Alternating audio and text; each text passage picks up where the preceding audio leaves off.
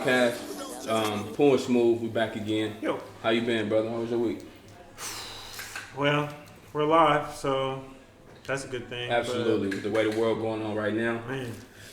I'm thankful to be alive. But at the same time, before I introduce my guest, I want to say I am honored for them to be here. Word up! It's not often you in the presence of royalty. Real talk! Literally.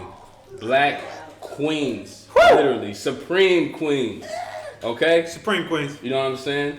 Intelligent, educated, beautiful, and also black, strong women at the same time. All facts. We don't give our black women their roses when they here, but for me, I'm going to give them their roses when they here. 100. Without further ado, I want to introduce Ranisha Johnson and Rima Calloway, also known as Pops and Emi, the vegan hood chefs. Make some noise, man.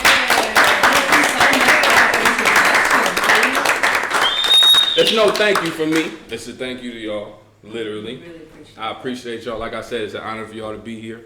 I'm glad y'all said yes to come on. Like, this is a dope experience for me. I've been knowing y'all for a long time. Likewise. Me and Pops graduated high school together, literally. We all went to the same high school.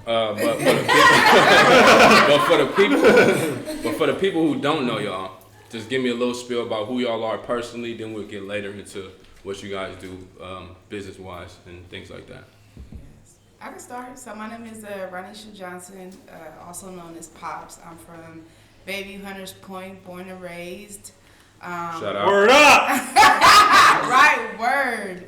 I'm a black queen. I mean, I guess that's the really to sum it up. Absolutely. I'm really for my people, and everything that I do is in relationship to advancement of my family unit and also the community. And I'm a creative, so like I love to create projects. We've, created a number of brands and have been involved in a number of like just projects. I just love to see visions come to fruition, and so like that's my gift to the world. 100%. Absolutely. So my name is Rima Calloway. Everybody calls me Emi. I am from Lakeview, by way of Hunters Point. Shout Respect. out. City, shout out. Yo. San Francisco. We all connected. And I am somebody, I've always been fighting for the liberation of black folks, whether it was like dancing, through organizing, like Pop said, being creative and creating things. I am very creative, so I like to go into like arts and visions and like different productions. But the way that I am being creative now is through clothing and through food. I'm somebody who likes to connect folks. I'm very intentional. Consider myself an elder baby. So I'm like connecting to a lot of the elders, because that's a lot of the history. I'm really good with like the history of like some things in San Francisco, and I just love being able to be in this world doing this work with my best friend. Okay, 100%. I agree. Like y'all said, y'all support of everything black people do. Y'all pro-black, just like I am. Straight up. So I got a little surprise for y'all. Uh-oh. What you got? Uh-oh. Come on. Check them out. All right. This shirt right here is theirs, literally. This is their shirt. I got this from them. I'm a support Supreme King because, like I said, these are Supreme Queens. Straight up. So, Yes, thank you. I just wanted to let y'all know this is a surprise I have for y'all in store. Like I said, like y'all, similar to me, I support everything that my people do, no matter what it is, as long as it's legal. Right. You know what I mean? So I just wanted to get that out there. They're one of the original shirts. Absolutely, Like, exactly. 2013. The first joint, right? When Yeah. we first came out. Yeah. I come on remember. through with It's a that. collector's item right here. Right? All right. Let's get into it. Can y'all tell me what is a vegan hood chef? What is vegan hood as fuck? Tell me something. I don't know. Explain what this is. I like that shirt too, by the way. I do too. Thank you. Yeah. Vegan as fuck, good as fuck, right? So, we started this journey really based off of our personal relationship with food. Like, we were in college at TSU. Shout out. HBCU. Definitely. Same. I thought you knew. I think that was our first experience being away from home, where we were really able to like focus. Like, I don't know about y'all, but like we take care of our grandmothers. There's so much when you grow up in your own community, where sometimes it's hard to really know how to like be in tune with self. Mm-hmm. And so through that process, we learned about health. And like I started taking on a vegan diet because I was diagnosed with high blood pressure. Well, they tried to diagnose me with high blood pressure. And we're going to put me on pills, and they're like, the stress of college, X, Y, and Z. And you know, going to an HBCU, we was having nigga catfish Friday. Facts. Right. Y'all had the fish Friday too. We did too. Yeah. Everything. Fried chicken Wednesday. Ribs, cauliflower was Facts. fried. Nigga, I'm saying. So like, Yeah. my health was affected by that experience too. And so like I started researching. I'm like, oh, okay, like there's a correlation between what I eat and, you know, like my health. So I started changing my diet. At the time I had a little boo, you feel me, who was vegan, who had me watching all these vegan documentaries. And I'm like, okay, but at the same time I was gaining the wealth of knowledge. And, you know, all my friends was like, what's wrong with you? Like, you didn't cut your hair off. You didn't. Hey, it's not your real friend if they don't listen to you. I used to be like, girl, we lived together. So she was going through her own like journey, and specifically with her program she was with. She was in a social work program, and they were teaching her healing as an African perspective. And I was going through business management, and some of the things that we were learning was to assimilate in order to be into corporate America. Right. So one day I come home, she's bald. I'm like, hey, for real though, what are you doing? Culture shock. Hey, for real. Like I got my weave still, Where's your hair? and we would be cooking, and then she'd be like, oh, I'm turning vegan. I'm like, And I had the little, you know, the handouts, the chickens? truth handouts they would have for like nicotine. I had the handouts around veganism, so it was like it would be a chicken and the chicken coop. in the coop, like On the put your little refrigerator. And I'd be like, what is she doing? Like, you know, of course I would talk mess. But through that, like seeing her transition, and it was inspiring. So she was telling me like, let's do a fast together. So I was like, all right, shit, okay. And then after we did the fast, when we got back here, And off to say, I was able to cure myself. So like, I started working out and able to cure myself with my diet, and I no longer have high blood pressure issues, which they would normally say is hereditary in my family. Like my grandmother suffers from high blood pressure on both sides of my families. And so, like, that was big for me, you know? And even though motherfuckers was making fun of me, I felt like, you know, like, this is information we need to disseminate to the community. And so, like, by the time we transitioned, we graduated and got back here, we were really, like, we did a fast, and Amy was like, okay, like, and damn, I was I like, feel better. I ate a piece of chicken after, and it felt like I had a hangover.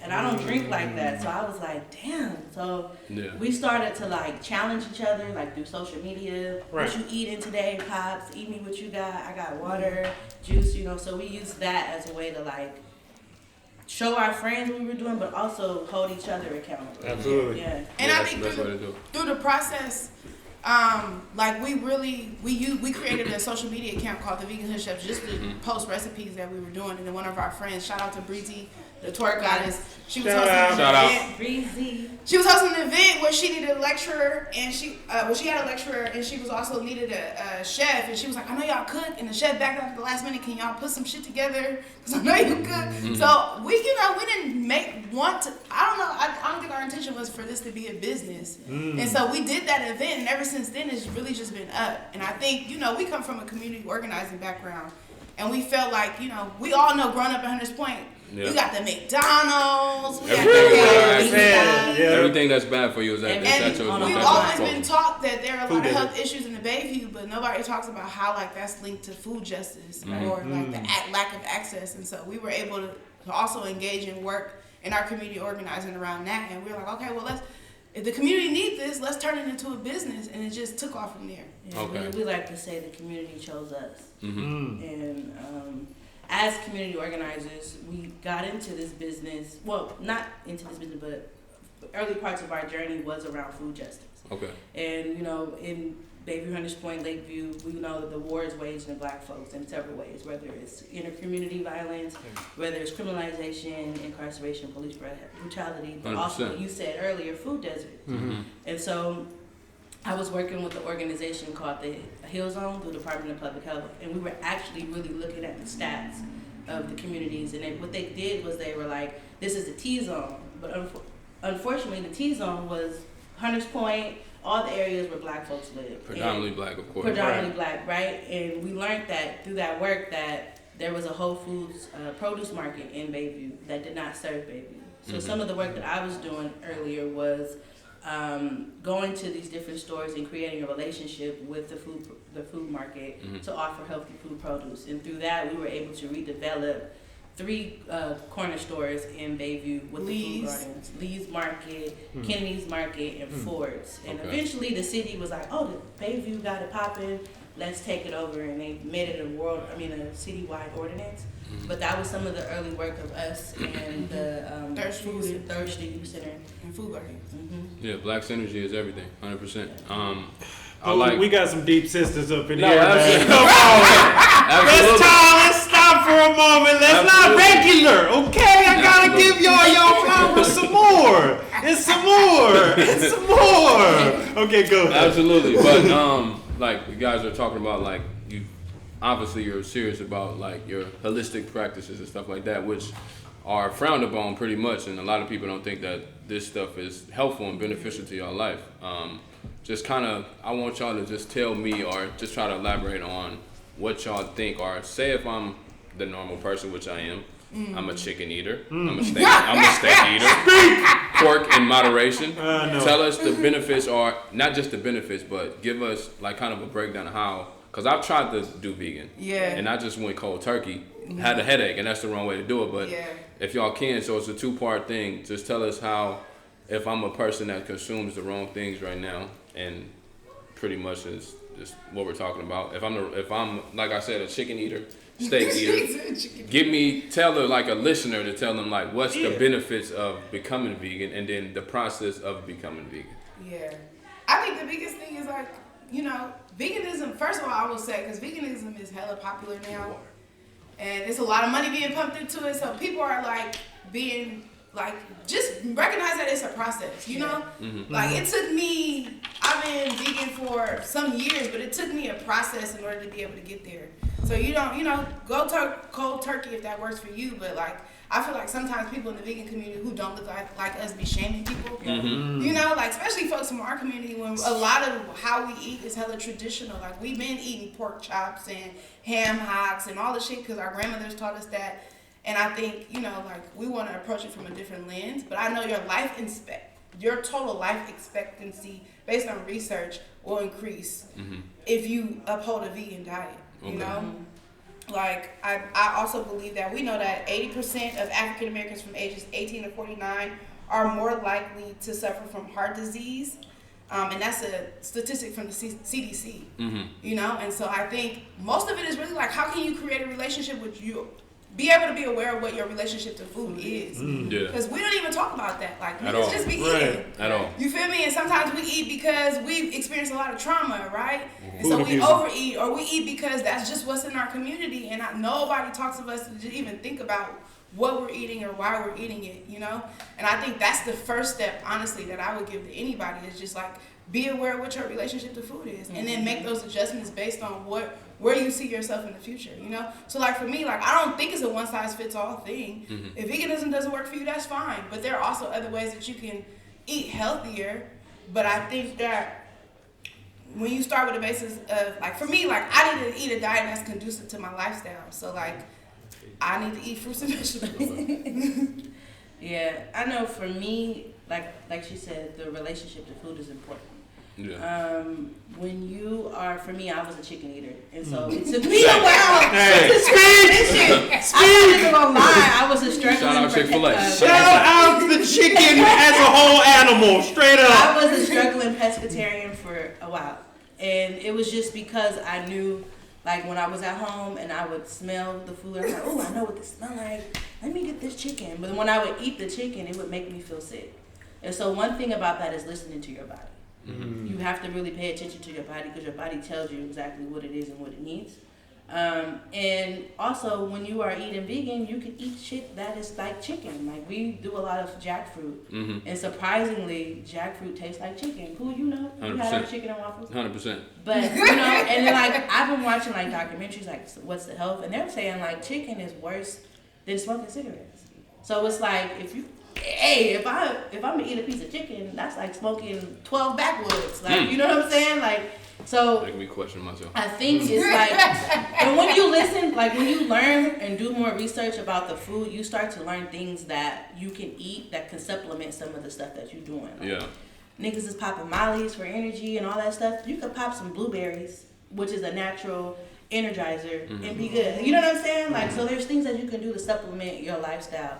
And when you are like eating, make sure that you could, in the beginning, just start subtracting shit. Don't eat too much bread. Put some salad on your plate. Take one piece of chicken instead of 4. Like, you know what I'm saying? And like the 4 wings, eat one. Eat one. Like, you know, it's a process, and it's not gonna be cold turkey. Some people can do it cold turkey. Yeah. Me, that wasn't my process. Yeah. I didn't either. That's a different. You have to have a different mentality. Before Speaking we of those blueberries, they shamed me on trying to order a Red Bull. I forget that. Red Bull. Before we go forward, forget that. I'm gonna pop some blueberries. Okay, I got that next. Before we go forward, though, we gotta pay some bills, of course. Shout out to Trademark Shout out to Trademark for allowing us to use this space. Yes, come on, Trademark. It's a black-owned business. Black-owned business Yes. as well in San Francisco. Man. I'm very humbled and Unheard of. appreciative of you guys allowing us to use this space. Thank you. Absolutely. Just to let y'all know that. But back on topic.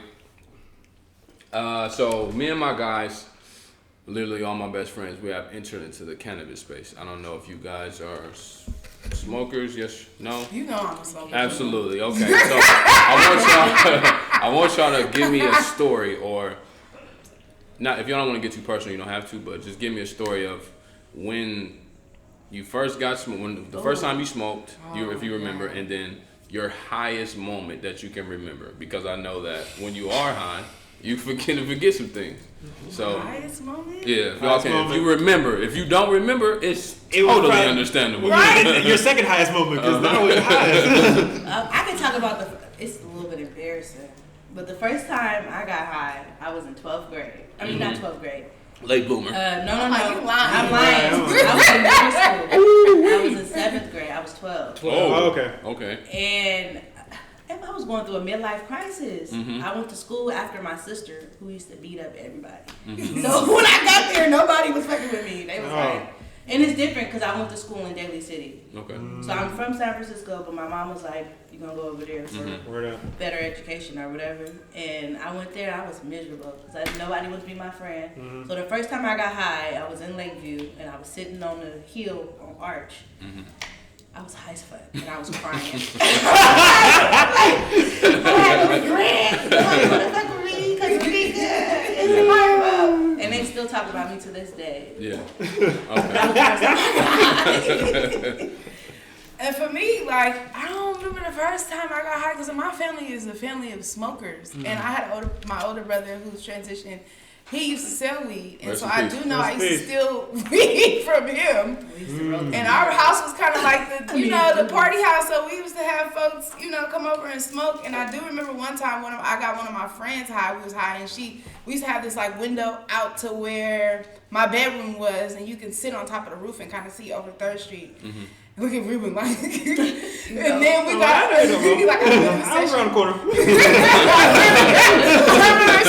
I do. And so like we went on top of the window, and one of my friends was like so high, she was fucking howling and shit at the window. What? And I'm like, what? You gonna get us in trouble? Like, you don't shut the fuck up. Like, you gonna get us in trouble? You out here howling like, come on, but so just. You gotta be careful who you smoke with. True. That's true. No. What was the second part? No, you already did it. Y'all answered it. It was just I guess, was that your highest your highest? moment when you were Okay, I think when we went to Texas. No, yeah, that was When we first went to Texas. Okay, elaborate on that. He was like, we about to get 10. We about to get the 10 sack. They gave us the weed, and it was like this big. Sticks and so stones. it was like, we poured it out. It was like boof, like it looked like a car rolled it over and parked for 48 hours. Okay. So we were smoking that. Then we started getting good weed, like California weed. And we was rolling Beelers out there. Total difference, yeah. And well, she was rolling Beelers. I don't roll. She was rolling the Beelers. And we had one partner from DC that was. Oh my God, I remember. Oh my God, he was high as fuck. I just took y'all all the way We back. were high as fuck. And he was standing up, and mind you, he about 6'3", 6'4". 6'7", bitch. So we sit there and we in rotation, and it was crazy because in Texas they smoke with you. It don't matter, you know. In I California, hear you like you ain't put 5 on they'll you. skip Getting the blunt over skipped. you. Right? So we in rotation. He walked up, so we smoking. This man must have like hit the blunt twice and like eyes rolled behind his head It passed and out. passed out, like tucked like in front of us, and we were like, what the?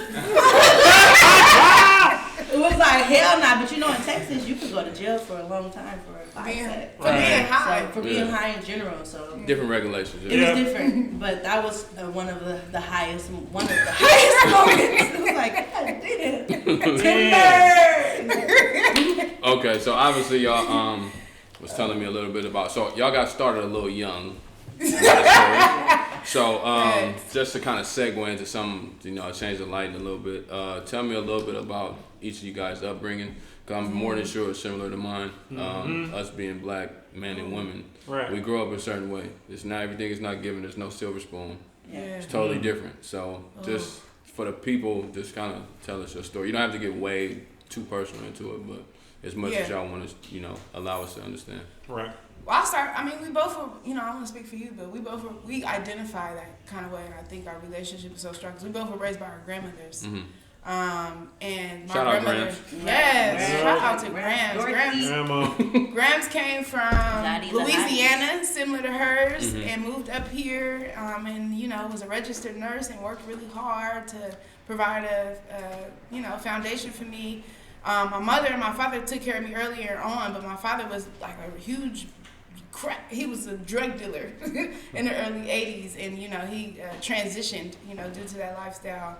And so my grandmother was a huge part of my upbringing because I felt like she embodied a lot of what it means to be a strong woman, and I do think coming up in that age group, it was a lot around assimilating to white culture in her perspective of being successful. But even in that aspect, she wanted me to go to school. She was really hard about getting my education, X, Y, and Z. But she also instilled in me real good tools around what it means to be black and be confident in myself in those spaces, which I really, really appreciated.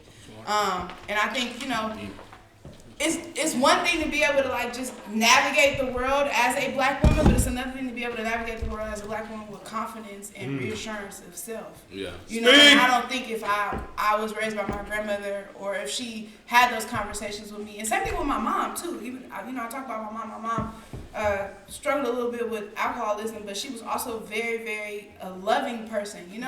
And we talk about substance abuse, but we don't talk about it in connection to our trauma At all. Right. And I know that, you gotta think about her. My father was booming, you feel me? In the 80s, nigga had, y'all seen the snowfall? Yeah. Nigga was, you feel me? To come out of that in the 90s and have nothing to show, feel like you don't have nothing to really show for it. She had a hard time really bouncing back from that. But she loved people, you feel me? And so my love for people, I really think come from my mom. And she would say little jewels like, and some of y'all may have interfaced with my mom or met her, but she would say little jewels like, Earth is my turf. I'm like, concrete, I'm all over. Or she'd be like, we were smoking, the weatherman said it will be cloudy. Or you got enough game to, talk a cat off a fish truck. Like, so all those bullshit that we used to laugh at when we was little, I really take into my development as a person or a human being. I really think about those things when I wake up in the morning, And so the matriarch, I really feel like has been a strong presence in my life, which is why I work with young women, outside of our vegan business, but it's super important for us to be black business owners as 100%. women as well too. 100%. Yeah. I'm like, yes. Let me see. Oh my gosh. So me, I was raised by my grandmother, my grandparents, but mostly my grandma and my mom. My grandma came from Louisiana, made roots in Fillmore, but then also I was raised in Lakeview where she moved over. And growing up, she was a businesswoman. She had several businesses, so she would take us to the yard, and we would go fucking clean up trucks with her. My mom was a revolutionary in her own way. She also was in the 90s, 80s. She was a drug dealer herself. Mm-hmm. But she was always conscious and knowledge of herself and her people and her community. But, yeah, I'm sorry this is because it's my mom transitioned 10 years ago tomorrow. God bless her dead. So I'm a little... Take your time. Take your time. It's just been an honor to learn from the women in my life, the elders in my life, to see Black women strive through all that. Like, the world is always, it seems like, up against Black women. Like, we are always told that we have to be strong, and we always are the ones that carry everybody in our family. And I saw that for the women in my family, and I saw the trauma and the pain that they've endured from doing that. Mm-hmm. And it's just like, for me, my mom has always been somebody that was like, fuck that, you tell them how you feel and don't feel nothing. She taught me how to survive and like code switching, even, you know, as a way of survival. She was always super supportive, loving. Like, we would always have people at our house every Thursday. She would cook food for people. And I get that from her. Yeah. And the day before she died, she was telling me, like, you know, you just like me. You know, you got to think with your head and not with your heart. And 10 years later, I'm understanding all of that because I'm somebody that'll give my shirt off my back. Yeah. And Likewise. to have people like that in your life is something that should be cherished. You know what I'm saying? Yeah. And genuine. And like, I think about the way that life and society brought us together. Mm-hmm. We met in Boomfuck Pacifica, Pacifica, like a freshman year, and did not know that our family had such a rich history on both sides. It was destined. Like, you know what I'm saying? And so, like, to weather the storm with her and get the knowledge from Beverly, her grandmother, and Mo, and, like, her mom, and, like, for her to witness my grandmother and my mom has been something that I've cherished a lot. And just to have that support, because you see that with the youth now, they don't have that. There's no real, like, grandmas anymore. Grandparents anymore. So just to Grandma witness 52. That, right. At city nights, it's totally different. Yeah. Get her to rock and stuff, like, you know, and like just to Can't cook. Real talk. 100%. just to like be able to witness that in a way Yes. of like community orientation. Like, when you think about, like, that's one of the reasons why I really like Texas, is because they were family orientated, they were community orientated, and San Francisco used to be like that. Yes. It was like I'd be running down the street in Lakeview, and I get my ass whooped before I get home because of the community that was there and that existed. Total change. And now, so it's total 360, and like to like see that our parents were like before their time. Like, my mom was talking about all this gentrification shit hella long ago, and I used to be like, you crazy, like what is going on? But I didn't understand the rage that she was going through, and like she also battled with addiction, but a lot of that was coping mechanisms. Like, you know, and a lot of our people we see now, like, we have friends that are like lean or like popping Percocets to numb themselves. Adderall, All Xanax. All of that. You can keep going, All of literally. That. And then not knowing that all is connected to system, system in the way that the war is waging around Black folks. And my mom was telling us this when we was 18. Yeah. Or like Or showing younger us, than that. Or even younger than that. Honestly, Like telling us like about being a businesswoman, always having a hustle. Like when we was in college, she told us. She came out there and was like, y'all need to start a candy house. And we was like, what? But But mind you, we would have made so much money.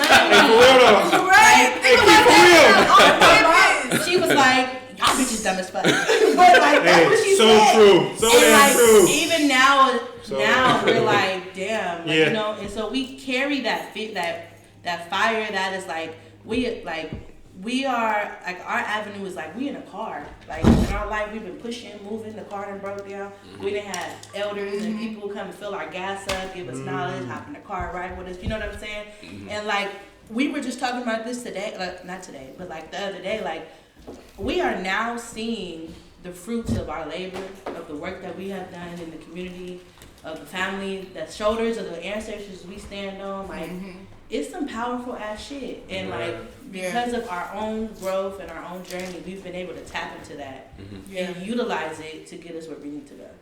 100%. So, Pooh, I got to say it again, bro. We got some deeps, man. I'm about to cry right now. Tears of joy. Shout out to the Queens. 100%. So clearly y'all grew up just like me and my guy. Yes. So on a previous show of ours, we had a list. Yeah, we did. Right? And I want y'all to give me y'all list of, if y'all can.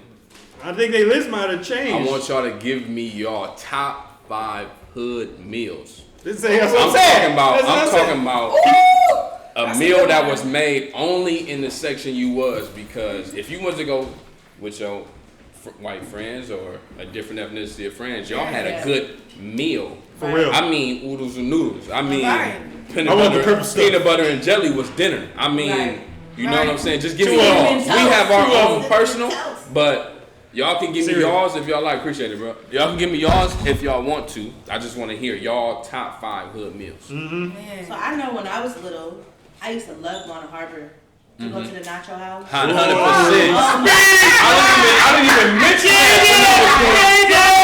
I didn't even mention that. I used to be like, I'm going to the Nacho House. 100%. Yep. Oh my God. You're right. So that's your number 1. That's one of my numbers. Damn you. And now I need you to put in the order. I need you to do Yeah, 1 we need through your 5. 1 through 5. Okay. If it's a meal you had just at the house and you can prepare hot dogs and baked beans, then you can put hot dog and baked beans on it. Okay, so I would say the Nacho House. Nacho House, number 1. When I was little, I used to make a lot of cinnamon toast with the sugar and the cinnamon. She grew up like me, 100%. Yeah, for real. Teenager, hit the Peking Wine number 2 special with the chicken. Real Hunters Point, for real. So we got the Nacho House, cinnamon toast, Peking Wok. And then one of the things we used to eat a lot was hot Cheetos and cream cheese. That's a hood meal for And me. ice at any candy shop and go get ice. She grew up similar to me. Let me get yours, Pops, because I like her list. I love her list. She got I love her list. Charlie finna say Peking Wok, but I'm 100% finna make an icy when I get to the house. I'm gonna say the pan fried chicken at Peking Wok. Okay. That's your number 1? That's your number 1? That's your number 1? Yes. Okay. And the oodles and noodles, but we would gourmet our stuff, so we would have that. hot dogs in the oodles. She grew up like me. You did. We would also put eggs. We would also put cheese. She grew up like me. So Peking Wok, and then we got oodles and noodles. Okay. Ooh, sugar water. My grandma was from the South, That's so rough. we would drink hella. That's rough. Corner store got the $1.50. Drink sugar water. Corner store has the $1.50 Pico. Sugar, but me and my brother go pour hella sugar in it. Like, She was really, in her way, was trying to teach us to drink water. She would have a pitcher like this. Kool-Aid with no. And it would be Kool-Aid. No sugar in like it. a color, red, and you drink it with no sugar. And I thought about that recently, like, you a cold piece of work. But on the low, it was good, though. Especially after you've been outside with your friends. And y'all just we would drink it. Yeah, and it'll be gone quick. Yeah. So we got Peking Wok, oodles and noodles, Peanut butter sugar jelly water. sandwich, of Peanut butter course. jelly sandwich number 4. Peanut Right butter up. Let me get your jelly last sandwich, one. sure. Yep. What else would we eat? I would say hamburger helper. Hamburger Hella helper. Hamburger helper. Hella So hamburger. that's a lot of ingredients you need, you nine. That ain't real hood. It's kind of the hood. Instant meal. It's I similar. mean, that's like lower middle class. Nah, it's similar to.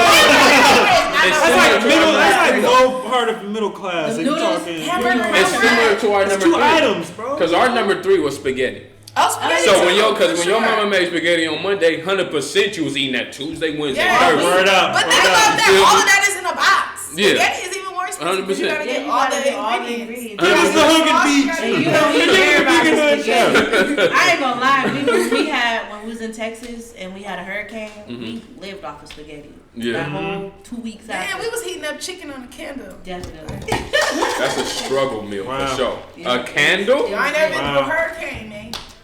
I never have. You can call slurs. Let's kind of change the mood a little bit because you women are definitely women that are very driven, very passionate about the things that y'all do. Respect. From my looking in on the outside, I know y'all personally, yes, but tell the people 3 things that y'all ultra passionate about outside of vegan hood chefs. Ooh. That's a question My you family. prepare for, huh?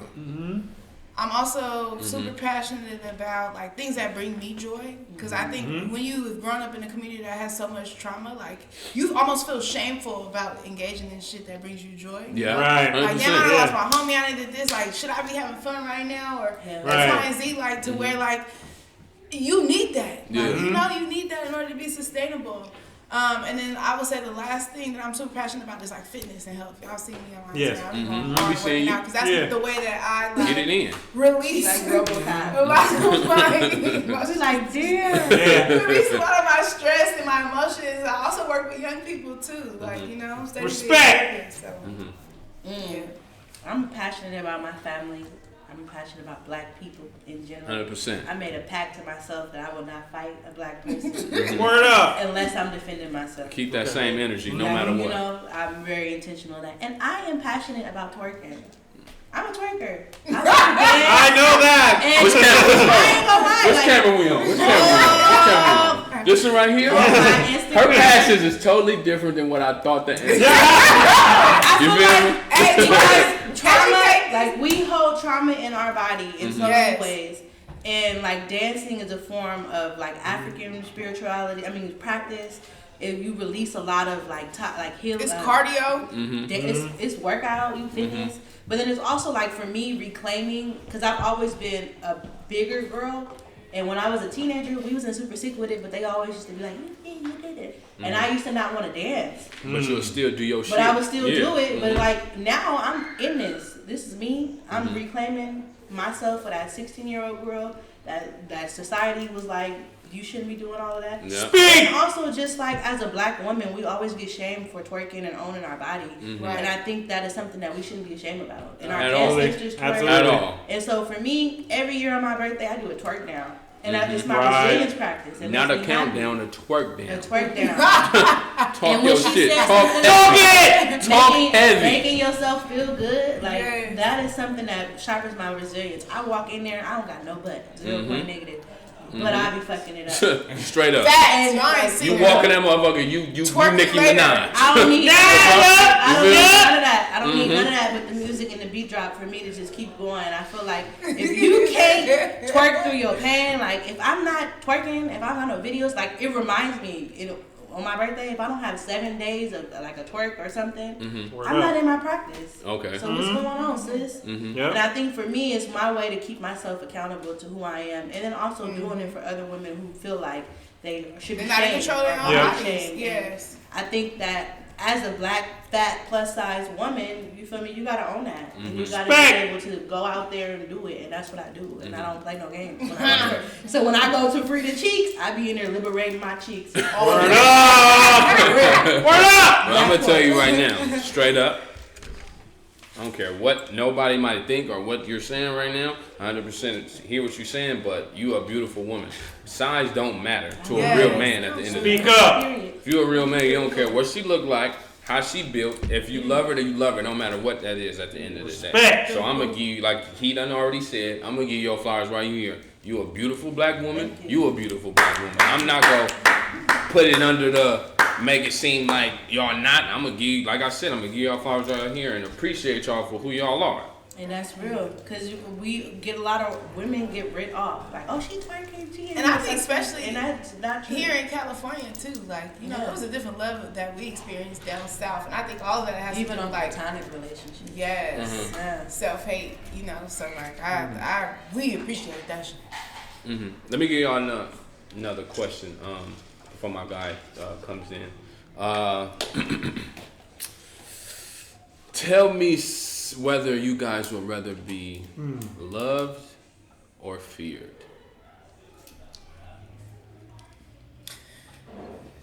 This is a question I asked to a lot of people. To whom? So the audience would be your inner circle. I'm loved. I don't want to ever be feared by my inner circle. At all. Yeah, like I think that there's a, you know, when I think about fear, I immediately think of accountability, right? Or I immediately think of, I don't know, but I just feel like in my community, I don't want to ever be feared. I want to always remain approachable. I want to always remain an example of love, because I feel like that's where we grow. you know, as people. Absolutely. And I think sometimes we feel like it's either or because that's what society says, you know, like, and I think when I think about our upbringing and our family members, you know, sometimes our parents or those who love us because of the society that we live in, they parent out of fear. And that doesn't necessarily produce the results that we need. And I do think that you can do both. Like, you can hold people accountable and help support people to grow and do what they need to do out of love. So, 100%. I don't want my people to ever be afraid of me. There's no reason to be afraid of me. I'm you, and you are a reflection of me. So whatever I'm doing or I'm not doing is a sign for both of us to work on something that we need to do for us to grow. You 100%. know? Yeah. How you let me know yours. You in total agreement with her? I agree. Okay. But I also want other folk, not other folk, but I need people to know that I'm serious and I'm coming for whatever is owed to me. But as far as black people, I'm more patient with my own folks and I don't want them to be afraid of me. Okay, let me add something into that before we segue, right? Let me paint the picture. So let's add monetization into this, right? Yeah. Say you got $1 million, right? Because if you love a person, right, and this is your $1 million, and you're away from this $1 million, and you're pursuing something that you're passionate about, right? Say you guys go somewhere and y'all have a catering event you have to go to, right? But y'all got $1 million. A family member, a friend, or something like that will say, Pops and Em, you know what? They make plenty of money. This $1 million I can have. Loving you, they will say, I can have this. They wouldn't mind it. But if they fear you, they'd be like, you know what? If Pops and Em knew I took this, they would probably, you know, some type of harm, or they wouldn't want to be around me no more, or just anything of that nature. So I want to see how y'all feel about that. If monetization is involved, would y'all still feel the same way? I feel like if you love me, that wouldn't even be a question. Okay. You wouldn't even want to take anything from me because you know whatever we're going to do with this money is going to be for the benefit of everybody. And I think me being a representation of love, you will have a bigger expansion of your perception of what love is, knowing that when I'm getting $1 million, you good too. Yeah. You feel me? So like, I think that has to do with what we perceive love to be, you know? And not necessarily they need to fear me, like, but more so like, if Pop's got it, she already knows she's gonna put folks on, you know? And that is her example of how she's demonstrated love, so I can pass that on to other people and also know how I'm dealing with her, like.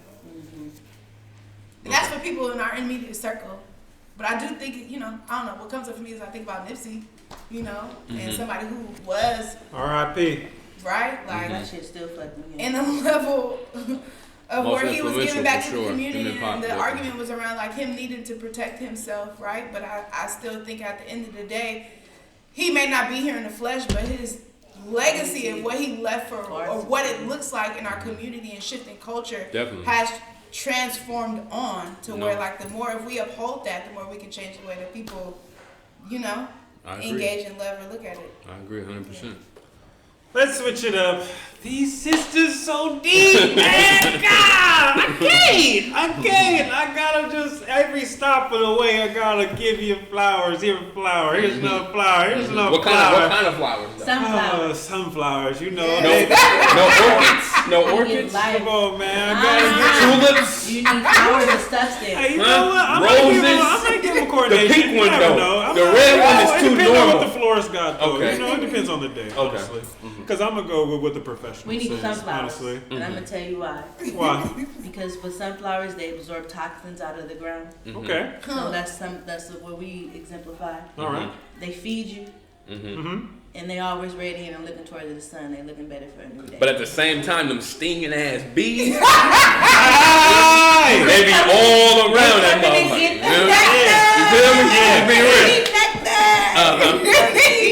So you might fuck around and get. That's why. All right, stranded on a desert island. We and my guy talked about this, and he has conflicting agreements within himself. But I'm gonna say this is a two-part question.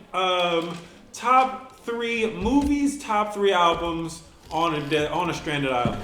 Ooh, Oh my gosh. that's a hard question. Top 3 movies? Yeah. Movies, Okay. you only got 3 movies No and 3 specific, albums. no specific genre. Yeah. It's literally Yeah. what you would take. You got 3 albums, you got 3 albums, movies. 3 So movies. Wood, Something to one of watch, my something to top listen 3 to. movies. Okay. 3 movies. I love the Woods. Classic. I fucking love Coming to America. Classic. Absolutely. My favorite movie. I Me too. love basketball. It was just like That's a my good top list. three. All So, pro black. so All we the can white walk that leading shit black back to roles for sure. Don't judge me. Oh, Nimble, give me your albums too. Before Hey, we need before your we roll. albums. Give me your albums too. My album. Any genre, don't Yeah, matter. don't matter. If you like rock and roll, shit, rock and roll is what Right. you like. No, fucking Confessions by Usher. Just cause that That was shit one. That was That one of them was ones. my man. For sure. I would also do. Damn, who would I do? That's a hard one.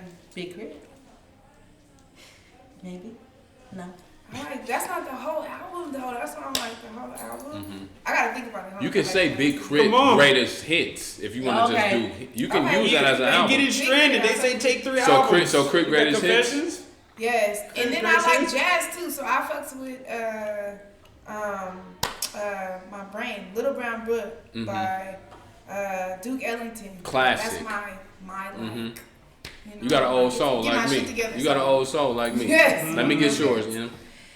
Whew. Okay, so movies, Crooklyn, Classic. my shit. Classic. I will take Players Club. Players Club. That is one Classic. of my favorites. Very judgy. Shout out Diamond. That's Call me if one you of see my this. favorites.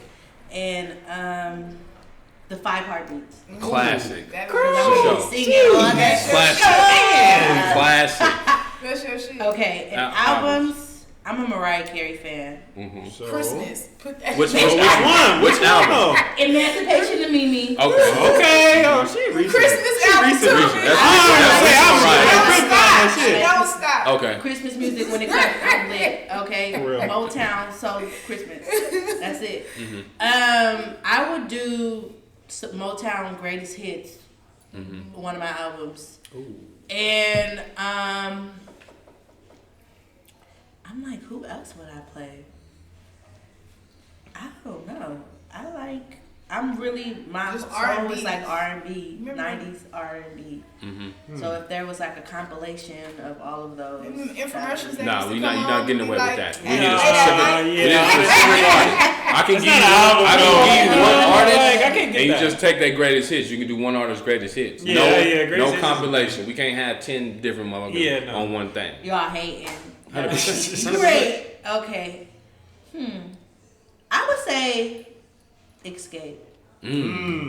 Which one? Traces of my lipstick. Okay. Okay. Okay. These some deep sisters. You right. That's brother. some tune in. You I'm right, tears brother. of joy every time these women speak, man. I You right, can't brother. do it, man. Let me ask you guys a quick question. I ask this to a lot of people when I talk to them too. So if you could choose one person, dead or alive, to have lunch with, say about 2 to 3 hours, dead or alive, who would it be? Male or female, no matter who it is. And then kind of give me, let's say 2. I'll give y'all 2 people. 2 people to dead or alive to have lunch with, conversation, you guys change. And of course, if they're dead, they go back to die after it's over with. So they're not going to be here, but you can soak up game from whoever that particular person is. Right. Tell me who, and then tell me something that you would want to ask them.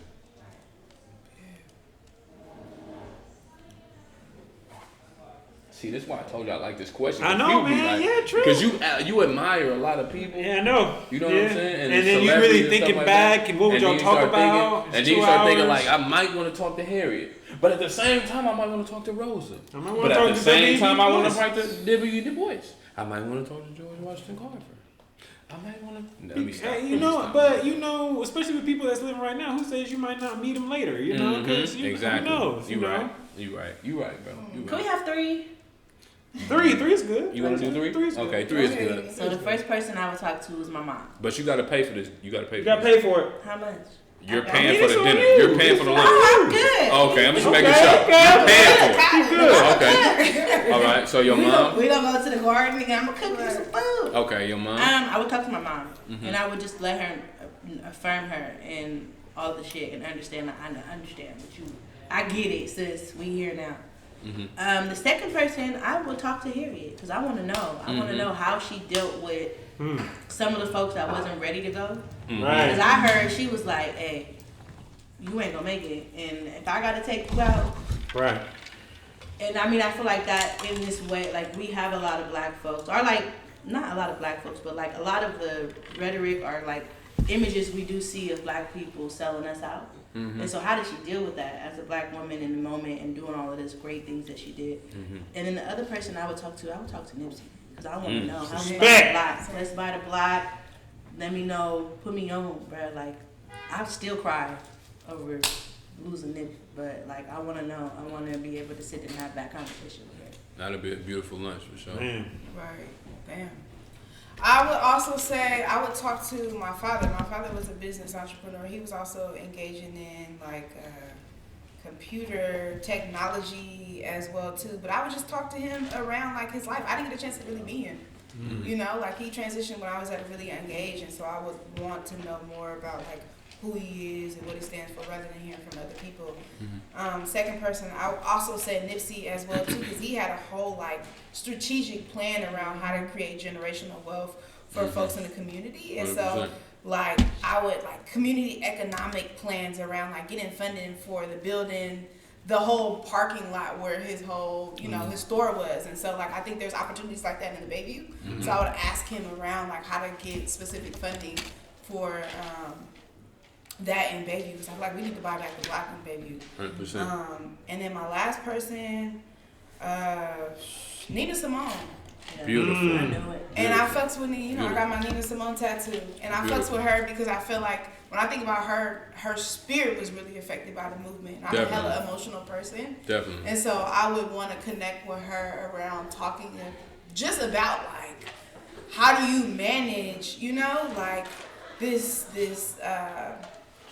I don't know, the emotional experience of being a black woman in the times now around like rage and like navigating your Being responsibility fearless. and being Just know we being going to fearless. dinner together, so Yeah. we together on that one. Yeah. Okay. All right. So We at the table together. no. This is separate lunches. Yeah, You We paying do for? everything together. I get it, but y'all can be at the same restaurant. it is. I'm gonna Yeah. drop her off. Right. And I was That's like, cool. Hey, how you doing? But you Yeah, got your bro. own tab. She got her own tab. That's just how it's gonna be set Right. up. So The business tag. I appreciate everything. I appreciate that answer. That'll be definitely two beautiful lunches that I will enjoy to sit in What and about listen y'all? to. Okay, I Right. appreciate that question. Right. You wanna go first? You wanna go first? Go first. I'll go first. So if I would have a lunch with 3 people, Pac. We said 2. You just say. She said 3, so I'm Oh, I giving said her 3. 3. Now we gotta change I'm that. adding a person. I love that question. 3.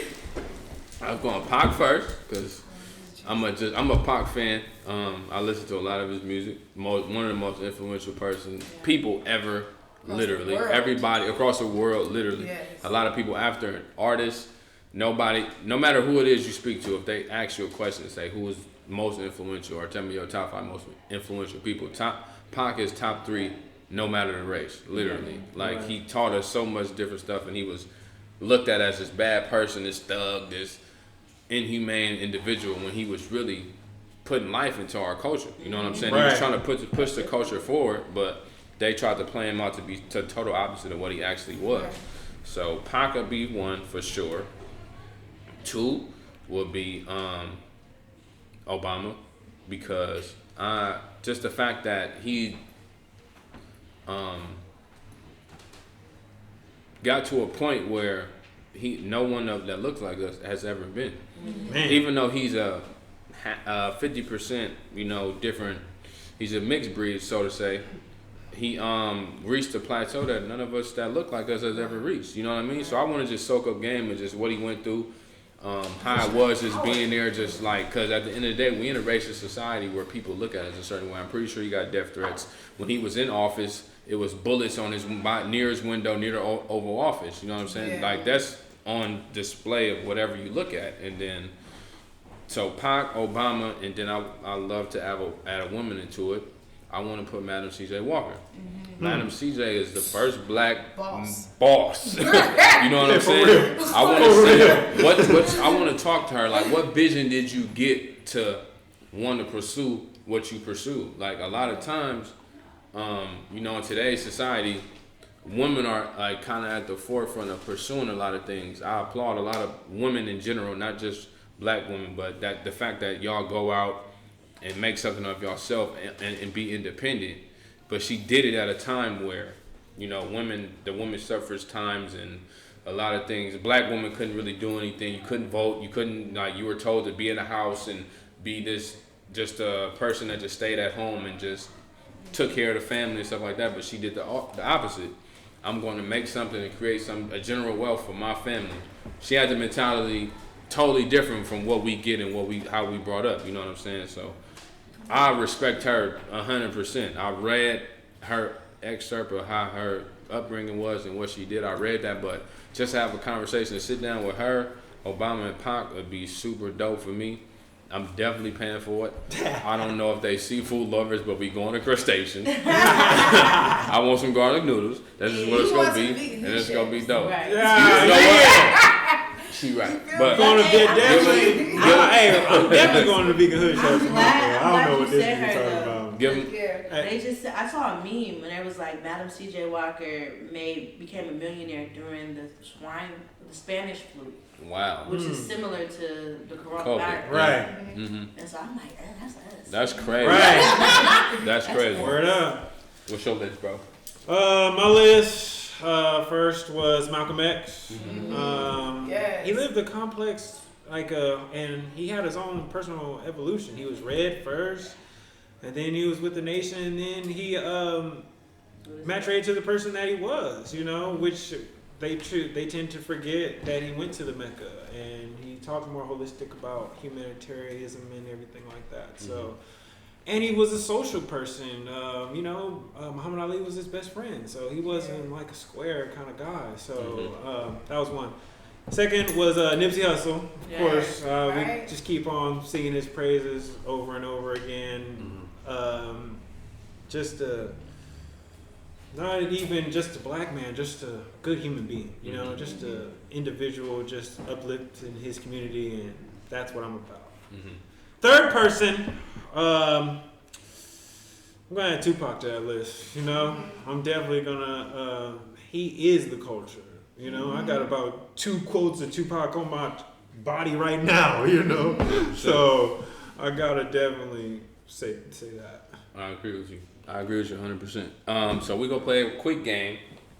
A guy got a rapid fire. Rapid fire! So literally, he's gonna ramble off some questions. Y'all just answer it quickly as possible. We're gonna do one at a time. Mm-hmm. Who wanna go first? All right, Pops, you go first. Go ahead, bro.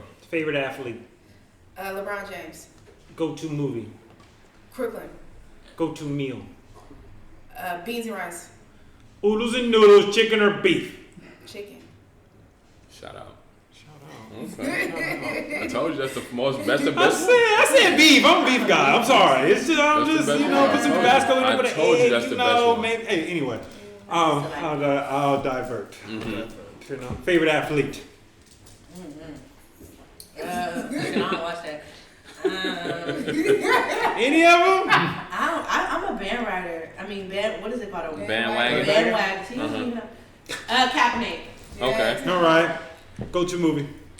Crooklyn Players Club. Okay. Go-to meal. In my old life, or my new life? Go-to. Just go to it. A burrito. Okay. Oodles and noodles, chicken or beef? Beef.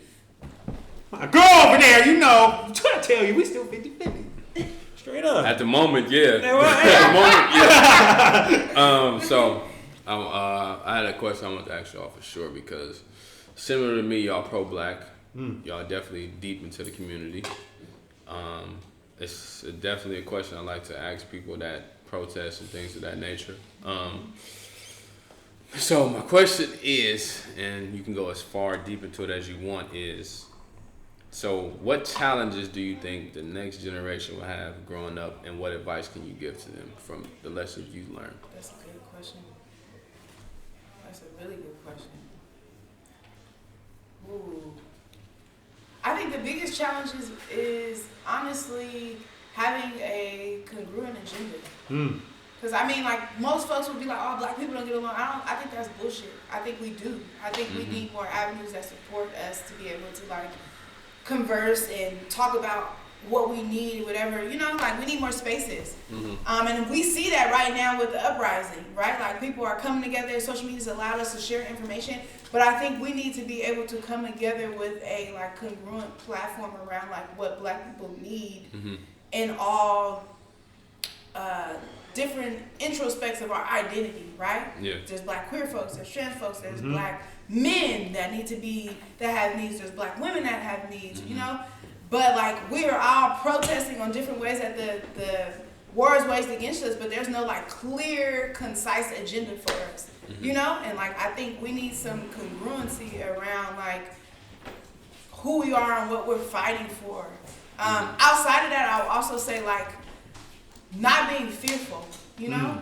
Like I think being fearful to take it to the next level. Like folks I feel like dismantled fear in a way where they're out in the streets, but also being fearful to be able to dismantle systems in a way that's appropriate for us, where we're not asking for our systems of oppression to give us permission, or also like support us in terms of a morality stance, like wanting folks to look at us as Black people to be like, okay, we, you know, like we support Black Lives Matter because we care, you know, from a morality standpoint, more so like we need to go in and demand power because it is owed to us. It is owed to us, and it's important for us to be able to move forward and get what we need, you know. And I think that takes the next level of fear of recognizing that there's an opportunity for us to insert ourselves into dismantle systems. I love it. I think knowledge of self. Because I feel like when we are presented with these opportunities to be able to speak up, if we don't understand who we are as a person and as a culture, we, like they say, will Sankofa, we will return and complete, redo some of the lessons, things that we have done in the past. But also, like, I feel like if somebody is not as secure in themselves, that's where ego comes in. And you're looking for notoriety. I'm gonna help you. Notoriety in the movement, and that's not what we're here for. We're not here for you to be uplifted. We're here for a community. And if you don't have knowledge of yourself, you're out there seeking that, and that could lead to something that is just detrimental to the fight. And like Pop said, not only like align the strategy. I feel like a lot of people are out here in the streets organizing and asking for shit that is not aligned with what we need at all. And so it's like, if you're gonna be out there, you gotta make sure that it's what exactly, like who are you targeting? What is your target? What are the demands? And what is it that you need? Like if we're out here saying like us, like I don't want to say that, but like people, it's a food desert, and so what I'm not gonna be in the streets saying we need this. We need access to healthy foods. We need Black businesses to be able to come in here and to provide those. You know what I'm saying? Like there has to be a specific target that we are talking to, that we're demanding, and if we don't have strategy or like politicists around that, it'll fall on deaf ears, because you're out there basically asking people who don't give a fuck to see your humanity, to see I'm a human, but they don't care, because the system is created for you not to. It's created systematically for us to not make it, you know what I'm saying? And so they know that these are the impacts that are on our lives. 100%. And so if you're able to go up there and talk to them in a way that is strategic, and you're able to not to bypass, like, see me as a human and see this is what the fuck I need for me and my family to thrive, I think that is important. And then also, like, there is, like, I feel like knowledge, like even political education, like people are not, they don't know, and they haven't researched or like learned like from the elders in this movement what to do. Like I just, even in like, I have a lot of friends that are artists. You ain't watched Cadillac Records, you ain't watched all this shit that done told us how about these faulty contracts. You know what I'm saying? Like, come on now. And I think that's just something that's common sense. Is like, you have to do extensive like research, or like revisit what our people have to do. We've been fighting for over 400 years, so you have to have something to come out of that and move it into the strategy and like. Yes. And look at movements beforehand too. Like people love to quote the Black Panthers, but they also don't look at like where there are areas of improvement in terms of the Black Panthers as well too. Not only what they did right, but like also how can we build on their legacy? And I think those are there are like concrete tools and things that we can implement in our movements now that are a direct representation of that information. I will also add healing too. Yeah. Like we don't have a lot of spaces of healing, which is why I respect any people talking about the twerking, you know, as well too. And there are many ways where we reclaim that, you know, but I think we need more spaces for us to heal, to feel, to affirm our anger, to affirm our rage, so that we can move past that to not only just being out in the street because we're angry, but to also be out in the street in addition to having a strategy. But you can't, you know, but it's hard to move past that when you are reactionary. Valid in your you being reactionary because shit is fucked up, you know. But like we don't have enough spaces for us to feel in a safe way, and I think healing is super important as well too. Whatever it looks like for you as an individual or a community. 100%. And I know, like with my journey, to be able to be pulled out of survival mode was an awakening for myself because it was like I was on like a hamster on the wheel, you know what I'm saying? And like to be in spaces. Like, even though there's a lot of controversy around the Black Lives Matter movement, but it opened my eyes to a lot of the shit and gave me the terminology to advocate for Black folks in San Francisco. And so, like, from going out when Mike Brown was killed to Oakland and was like, oh, I'm mad as fuck, and to see all these white people, it's like, I'm not, you know what I'm saying? And advocating for a Black person that's from San Francisco that is always mad. Like I'm not always. I be mad. Like you know what I'm saying. I got hella ginger rage. Passion. That's passion. Like, that's passion. When we know what San Francisco looked like for us. Right. And like specifically, I know in Lakeview, it was a lot of us, a lot of Black folks, a lot of Black owners, like property owners, and just to see that window and like my neighborhood, I'd be juiced to see a motherfucker outside. Like you know what I'm saying. Right. So carrying all of that on top of like. Knowing that the police don't give a fuck about Black people, specifically in Lakeview and in fucking Bayview, where 100%. They send police that are training as target practice to go and deal with Black folks. And you start hearing this shit, and you're like, what the fuck? So, like, there was a period where I was like, I can't do shit. I can't drink. I don't want to do none of that. But it's like, understanding that there's a specific, like, rule or book that they have, I feel like they have a guide.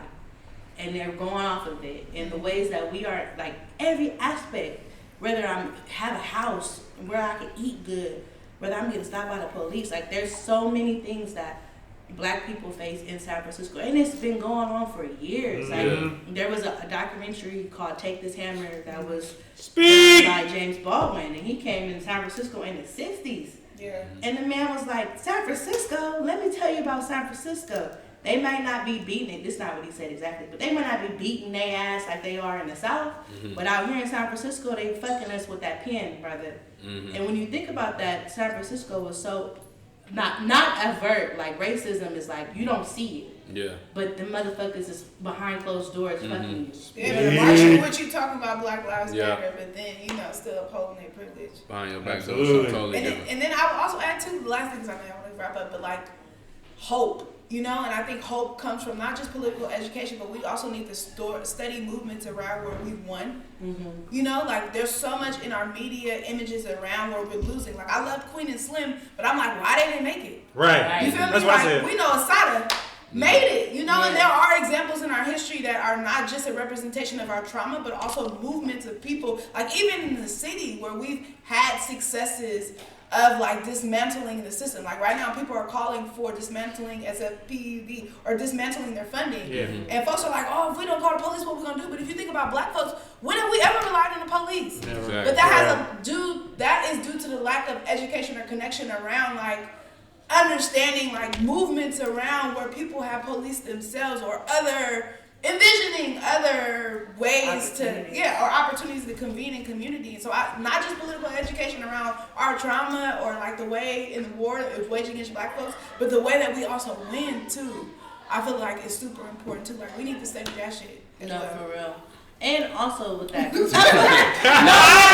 on it as much as this is why I ask this type of question, because it's necessary. Because a lot of times we don't even sit back and ask this type of question to see like or try to give it to the next person, because how we was taught, we Yes. wasn't really taught about the things that's going on in the world and Yes. racism and stuff like that, because our parents were so focused on making sure everything was taken care of as far as We bills, survived. and we was Survival good. They just mode. want, yeah, exactly, survival mode. So I want to make sure that us, when we, you know what I'm saying, reciprocating, we have our children later on in life, I want to make sure that Shout out Cameron and Chase.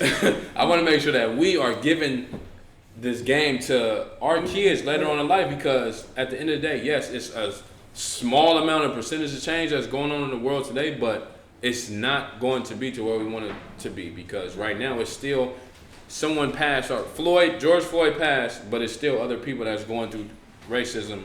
You know what I'm saying? From Word police up. brutality, Yes. or just normal, Word up. normal things. So it's gonna happen Go see a regardless. spot today, And I and think- nigga was tripping. No, for real. We went to go see a spot for a juice bar, and the baby today, he had sent us the whole plans.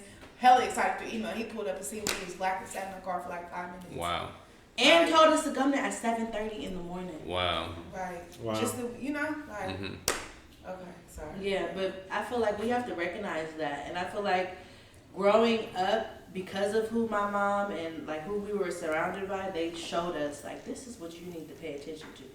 And I feel like we have to teach our kids that. Because a lot of people are growing up, oh, we're colorblind, da, da, da. That shit matters. That shit matters. And I think you have to affirm your kids in the fact that blackness is great. Yep. And it's a threat. And there's a reason why it's a threat. And this is why. Because you're fucking God. You know what I'm saying?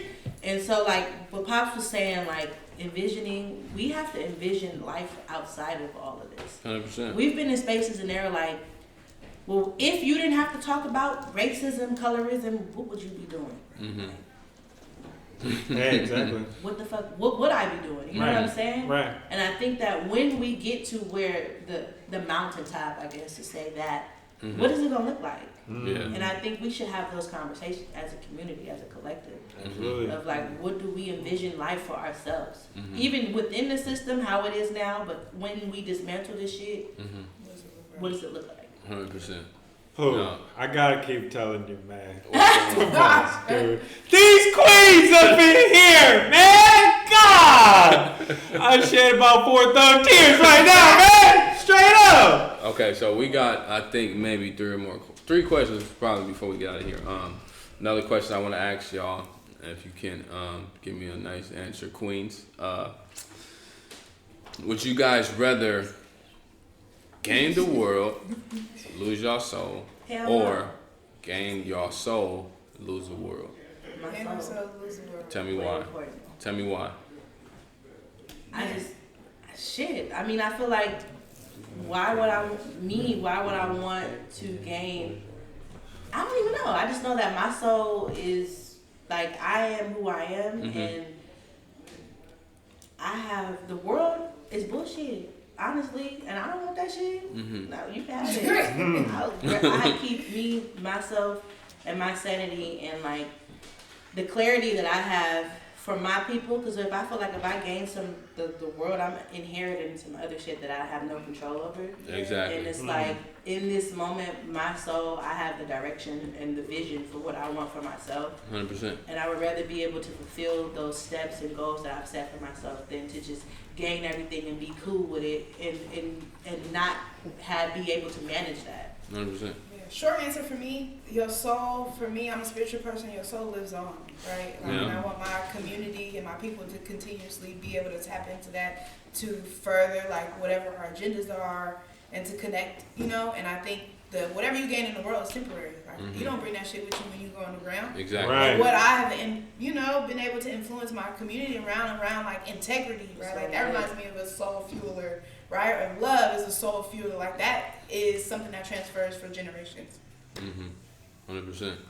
I totally agree with y'all. Like, we've had this conversation also, and I said the same thing, and my guy kind of attests to it when I asked him this question on our past episode. He said, I've lost the world a bunch of times. Yeah. You know what I'm saying? I've never lost my soul. So, Thanks. like y'all were saying, I'm totally in agreement with it, because the worldly things is going to come and go at the end of the day. But if your soul is gone, like, who are you? Like, you're nothing without that. And exactly what Pop said, if everything in the world, jewelry, money, all those worldly gifts that comes with everything. You can't take that with you. You can pass it on to the next generation, but you can't take it with you. You go to heaven or hell. It's not a situation or, oh, I'm pulling up and I'm in God's face and I got a couple million on me. Nah, it's just me and my soul. And it's something people can't take from you. Exactly. Yeah. That's the thing. Too, exactly. I think, you know, because wealth is important, but like, it's also disposable. You know what Absolutely. I mean? Like, whereas like your soul, ain't nobody gonna ever take that shit from Exactly. me or my family. You 100%. know? Absolutely. 100%. All right. Y'all, stop. I told you when I introduced him, I said we was in the presence of royalty, bro. We was in the presence of royalty. You ain't This gotta is tell royalty. me, brother. Okay, I'm just letting you know so you I know. felt they aura Okay. from You outside. see the aura? You see the yellow and the I'm blue? blinded by it. Okay. I gotta put on my damn shades. They are too damn bright right now. Damn! Queens! Alright, next. Marry, fuck, kill. I like this. I like when you do this. Obama, Will Smith, Trey Songz. That's easy. Shout out Jada. I'm fucking Shout out Trey Jada Songz. Pinkett. Shout Shout out out all Jada of Pinkett. them. Sorry to my boo. I'm fucking Trey Songz. Marry, you said Will Smith? Marry, fuck, kill though? Kill You though. gotta kill Why gotta him. kill You not physically stabbing. Yeah, you not yet. He just died. You He's feel done. me? They're It's not done. you physically doing it. Russian They just roulette. go. You feel me? You gotta pick who you want to be Trey gone. Songz fine as fuck. Okay, Okay. say that. I hope your nigga I watching. I hope your would nigga have to watching. marry Will Smith because Okay. I think that they're a good representation of black family and black freedom in families as well too. Like they are even with all this controversy. And shit I was around about to dating say right now, that, so I'm glad you said because I it. feel like at the end of the day, like people can determine whatever relationships they want for themselves, and like the media has everything to say about it, but we don't know what's going on. In their lives, Exactly. you You're right. know? You're right. And so, like, I respect that a lot, and I think that's a sense of freedom and agency that a lot of us don't have in our relationships, to where we even talk about our relationships or how we move. And I think marriage for Black folks is not only about romanticism, but it's also about business. And other communities get that, and we don't necessarily get that. Speak! I see that a lot in the Will and Jada Smith's relationship, where like they have this empire, and it was said by August Alsina that they're not necessarily in romanticism, you know, but that's also that has helped them, you know, I feel like preserve their empire and help their business for generations to come. And I feel like that's also important, and we need a lot of that. We need a balance, you know, and so like I'm gonna have to kill Obama. Damn. Sorry. Obama gotta So you kill go. Obama, you marry Will, you fucking Trey. Yeah, Trey Okay. get it. Shout out. Sorry, man. That's what she said. Sorry. I want you to make sure you see this too, by the way. Okay, what's yours? No, I agree. All the way? So you All the in way. agreement with the ones that she said? Yes. So you marry Obama him? gotta go. Damn. You go kill 44? Kill him 44, man. Damn. I mean, poster child definitely as a black president. Him and Michelle Obama is goals, but he didn't push no policies for black people. Okay. Speak. I agree. I agree. And I feel like Will Smith, Fresh Prince, like she said, like he has an empire. I see his kids and I'm like, that's what freedom is. To be able to freely be who you want to be and not care about how society sees you, I think is something that is fucking treasure. And then all of the lessons I learned through Fresh Prince and all that shit, yes. And I'm fucking Trey, period. Period. Reach for a handshake Yes. Trey Songz could be. Okay. So I'm gonna ask you this question. Clearly, you said you're in a relationship. Yes. Are you in a relationship too? No. Okay. So you can even attest to it if this is what you notice with your partner. But I want you to attest what you see when you see someone. So when y'all meet a man, what's the first thing you notice? Because we had this conversation, and my guy being a dentist, both of our were in agreement. The teeth was one of the first ones. Yes. The feet was one of the second one. For me, his second was, what was yours again? Figure. So his was teeth and figure, mine was teeth and feet, because I'm more hygienical. You know what I'm saying? If you're not taking care of both of those, you can't be around me. That's just what I feel. Yeah. And then his was figure and teeth, because him being a dentist, of course, the teeth was gonna be number one. Yeah. And then the figure, he liked the figure 8. Okay. You know what I'm saying? Small waist, 36, 24. I mean, I feel like I notice eyes, because I feel like eyes are, you know, like I could tell a lot about a person through their eyes. Mm. You know, like you can see pain in somebody's eyes, you can see 100%. joy, you can see X, Y, and Z. So I would say eyes, and then conversation too, like small stuff. Like I'm hella Black Power, so I want to know firsthand because we're not about to waste each other's time. Black Lives You Matter. feel me? Period. Like that's something that's not negotiable to me. So like, I'm gonna ask you, do Black Lives Matter at all? Like we didn't do that on dates. Like do Black Lives Matter at all? You know? Right. And like if you like all lives matter, Like me, yes, no, right. big I gotta ask a question though. I gotta pee. We almost done. This is second to last question. It's a second to last question, and then we out of here. Just give me 10, hold it for 10, and then we done. We done. For me, it is your Because I do too. For me, it's your teeth and your mouth. Like I really love lips. But I'm also kind of shallow because I like tall guys. So like, but I also dated somebody that was short, and I'm short too. So it's probably fun size. I think it's just a weird thing when somebody says something about your lips, you just automatically lick them. Yeah. Because I just did that. When she said it's your lips, I got on my LL like. Hold on, yeah. I think it's just an automatic thing we do. So you don't want nobody with no crusty lips talking to you. Man, 100%. Speak. You're like, damn, this is chapstick. So this is my last question before we get out of here. But before I ask y'all the question, what do y'all got right here? What's this? What's the? So these are our green juices. We made y'all. This is a new recipe too. It's called our mean green juice. It has dandelion greens, which has vitamin A, C. I'm gonna taste it right now. I ain't gonna For real. It's to help. It also helps detoxify the body. It also has pear, has banana. Pear has copper in it, which also helps to really produce red blood cells. It also has Swiss chard, which are very, very dark leafy greens that helps with iron, right? You know, and iron is super important for us and helps detoxify the blood. Absolutely, I'm out of there. Let them know. And it's a part of our Zen and Juice line, so it's our ode to like the hip hop community and like trying to use. This is really good. Shout out Zen and Juice. This is really good. Shout out.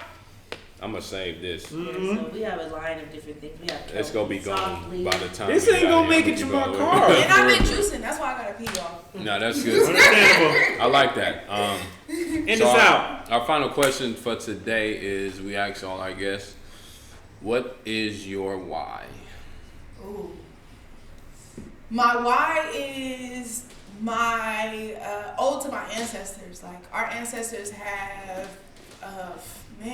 sacrificed a lot for us to get to where we are right now, and I know that I am here to reclaim all of that shit. You feel me? Like there's a fire in me to embark in whatever I need to do for my community, and I feel like that's on purpose. So I want to listen to that. Like there are a point in time where I fought against it because folks are like, oh, you know, you want to be a social worker, you want to do this, whatever, X, Y, and Z. But I know, like, I was brought on this earth to be able to do that. You know, I was also brought on this earth to be able to create, like, you know, and so like my why is to transform our community as well as Black folks, but also to help my family legacy as well too. And yeah, I love it. I love I'm it. gonna get it. Go ahead, I'm gonna get it. Come on, She's trying to get to the bathroom. Right. Because we about to close it after we finish. Nobody ever asked me what my why was. My why is. Sorry, Bobby. I'm about to dance. No, I think. I don't know. Oh my You God. don't know? Not acceptable. My Not why acceptable. is. Just go. Now it's you. It's us. Come What's on. my why? I think Take your my time. why is. Why you mean like why I'm doing? I don't know. Your What's your why? inspiration? What is What's your your why? why? You know what question we why do you asking do right the now. things that you do? Why are you Take pursuing your what you're time. doing? Dig Like, deep right now. it's all of that tied into it. You got this. No, You know I what mean, it is. For me, it's like she said, understanding a little bit of like my history and my ancestral traumas to things. My why is trying to figure out why Blackness is a threat, and knowing that is powerful because it's like everything I do, Speak. niggas is afraid of. So I need to have my best foot forward in anything that I do because why? people don't want to see you win because you are of greatness. Mm-hmm. Being black is just beautiful, Speak. and like an act of resistance. Like Mm-hmm. me being alive is a form of resistance, Mm-hmm. and so I do everything that I do to let Black children know that you matter, especially because I went to school with white kids my whole life, Mm-hmm. like, and I wasn't taught that. Niggas, they be in class talking about roots, and I'm like, they look at me like, Exactly. Yeah. you know what I'm saying? Like you supposed to give Like, your I'm Right. you're supposed to give represent the the culture. answer of someone Yeah. in 19 something Right. whatever, and you was Right. born in 1980 90s. You know what I'm saying? Like how you Right. supposed to answer that question? And so I do everything that I do to inspire and to encourage folks to do deeper history in yourself, Mm-hmm. and know that when you know who you are able to like conquer the world head on, fearlessly. Mm-hmm. And so that's I love it. You clear? You clear? You good? Man, Okay. y'all don't understand it was a struggle. That means it's working. Anything before I close this out, bro? I'm gonna give them their flowers again, son. I'm sorry. Come on. I love it. Come on, man. I love it. So many thug tears of joy have been cried, man, right now. Tears. Just a trail of them. But can we give y'all flowers? right. Let me get it. Hold Go on. ahead. Let me Because get I it. feel like black men, y'all don't get a lot of credit, you know, and I think that, you know, there's so many movements or like work out here that are trying to erase black men. And I was trying to say, we need y'all. Right. Like, y'all are needed. You know, and like we respect everything that y'all have done. We grew up with y'all, you know, in the same community and Speak! you are now. Mm-hmm. And all of what you have accomplished, like y'all are kings, y'all are gods. You know, like what And you act do accordingly. influences the community Supreme. Supreme. on every level. No, seriously, you know what I'm saying? Like for somebody who didn't have their father growing up, I know you can, you know, likewise, like y'all really doing it. Like, and so like we appreciate being in Especially of appreciate our it. Appreciate generation. it. like y'all really Y'all got the torch. I y'all- appreciate we it. respect y'all. Definitely. I Thank you. appreciate it. I speak Appreciate on that. behalf of my guy, man. I really appreciate it. Like I said when I introduced y'all, I really am an honor. Like we are in awe of you guys. I appreciate y'all coming on to this podcast, taking the time out and allowing, like, cause time is definitely the most important thing we have. Speak. So the fact that y'all gave us an hour or two of y'all time, man, we are very appreciative of y'all coming on. Shout out Vegan Hood Chefs on Instagram. Shout out. So type it in at Vegan Hood The Vegan Chefs. Hood Chefs. Don't y'all got something this weekend, right? At Tomorrow? the Vegan Hood Chef. Y'all got No. Well, no, we At do the Vegan Hood specials. Chef. Yes, but every Sunday we do home Pre-orders. deliveries. Yes, pre-orders. And next Saturday we'll be in Stockton doing a pop-up. Okay. Yes, So if you're in for sure. Stockton and you watching this, pull up on the Vegan Hood Chefs. The food is delicious. I got.